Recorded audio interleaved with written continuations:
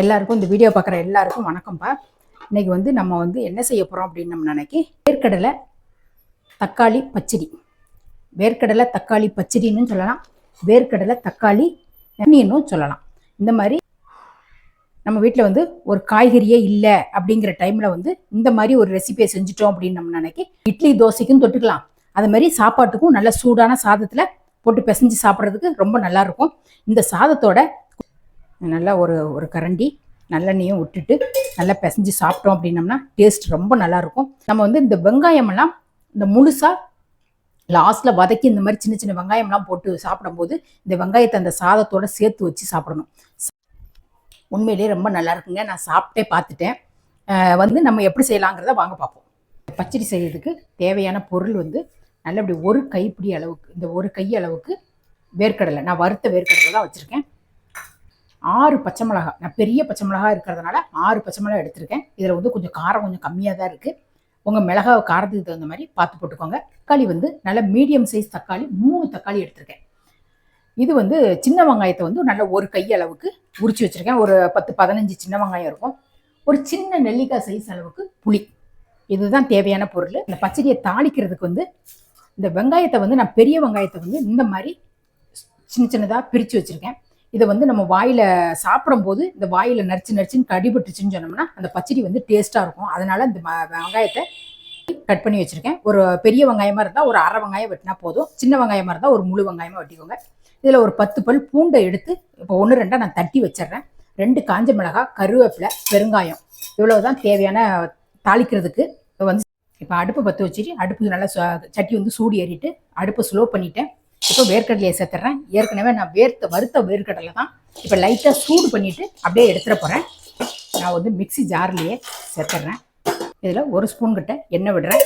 நான் அந்த 6 பச்சை மிளகாயை நான் 2-2 உடச்சி வச்சுருக்கேன். அதையும் சேர்த்துட்றேன். சேர்த்துட்டு இந்த பச்சை மிளகாய் நல்ல வெள்ளையாக பொரிஞ்சு கலர் மாறி வர்ற அளவுக்கு வறுத்து எடுத்துருவோம். பச்சை மிளகாவும் இந்த அளவுக்கு நல்லா பொரிஞ்சு வந்திருக்கு. இதையும் அப்படியே மிக்சி ஜார்லேயே சேர்த்துட்றேன். கூட ஒரு 1/2 ஸ்பூன் கிட்ட எண்ணெய் விட்டுக்கிறேன். இந்த தக்காளியை வெட்டி வச்ச தக்காளியை உள்ள சேர்த்துறேன். இந்த புளியையும் உள்ள சேர்த்துறேன். இந்த ரெண்டுமே நல்லா வதங்கி வரட்டும்.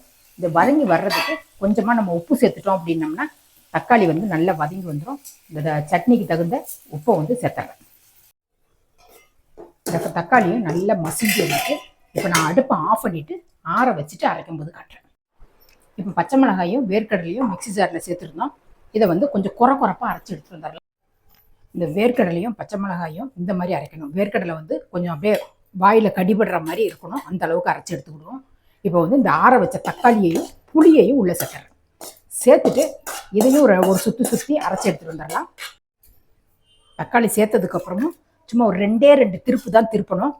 மிக்சியை ரொம்ப வலுவலுன்னு அரைச்சிடக்கூடாது. இந்த மாதிரி எல்லாமே கொஞ்சம் இருக்கிற மாதிரி தான் அரைக்கணும். அரைச்சிட்டு இப்போ சின்ன வெங்காயம் ஒரு 15 வெங்காயம் வச்சுருந்தோம் இல்லையா, உள்ளே சேர்த்துட்டு அந்த வெங்காயம் 1-2 வெளியில் தெரியணும். அந்த அளவுக்கு தான் சும்மா விட்டு ஒரு 2 தடவை அரைச்சி எடுத்துட்டு வந்தாங்க. இந்த பச்சடியை இந்த மாதிரி பக்குவத்தில் அரைக்கணும். அப்படியே 1-2 அப்படியே திரியாக இருக்கணும். தாளிக்கிறதுக்கு ஒரு 1.5 ஸ்பூன் கிட்ட எண்ணெய் விட்டுருக்கேன். இதில் கடுகு, உளுத்தம்பருப்பு 2ஐயும் சேர்த்துறேன். ஒரு 1/4 டீஸ்பூன் கிட்ட ஜீரகம், ஒரு பிஞ்சு அளவுக்கு வெந்தயம். அது நல்லா வெடித்து வரட்டும். 2 காஞ்ச மிளகாய், ஒரு கொத்து கருவேப்பிலை, பூண்டை இடித்து தொலியோடு தான் வச்சுருக்கேன். அதை உள்ளே சேர்த்துறேன். சேர்த்துட்டு இந்த பூண்டோட அப்படி லைட்டாக ஒரு பிரட்டி விடுவேன். இந்த பூண்டோட வாசனை வந்த உடனே இந்த வெங்காயத்தை உள்ளே சேர்த்துறேன். இன்னைக்கு தாளிப்பு தான் ரொம்ப முக்கியமே. கொஞ்சமாக ஒரு 1/4 டீஸ்பூன் கிட்ட பெருங்காயத்தூளையும் சேர்த்துட்டு அப்படி ஒரு பிரட்டிட்டு லைட்டாக அப்படி வதக்குனா போதும். வதக்கிட்டு இந்த அரைச்சி வச்ச பச்சடியை உள்ளே சேர்த்துருவோம். இதில் சும்மா ஒரு 2 ஸ்பூன் அளவுக்கு தான் தண்ணி சேர்த்துருக்கேன். நிறைய தண்ணி சேர்க்கக்கூடாது. இதை அப்படியே கிண்டி விட்டுட்டு அடுப்பை ஆஃப் பண்ணிடணும். இந்த பச்சடி ரெடி ஆயிடுச்சு. இப்போ நான் அடுப்பை ஆஃப் பண்ணிடுறேன். இந்த பச்சடி சாதத்துக்கு செம்ம டேஸ்ட்டாக இருக்கும்.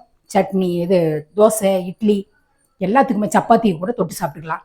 இதோட கொஞ்சம் கொத்தமல்லி இருந்ததுன்னா கூட மேலே கொத்தமல்லியை தூவிக்கலாம். நான் இன்றைக்கி கொத்தமல்லி இல்லை, அதனால் இன்றைக்கி நான் போடலை.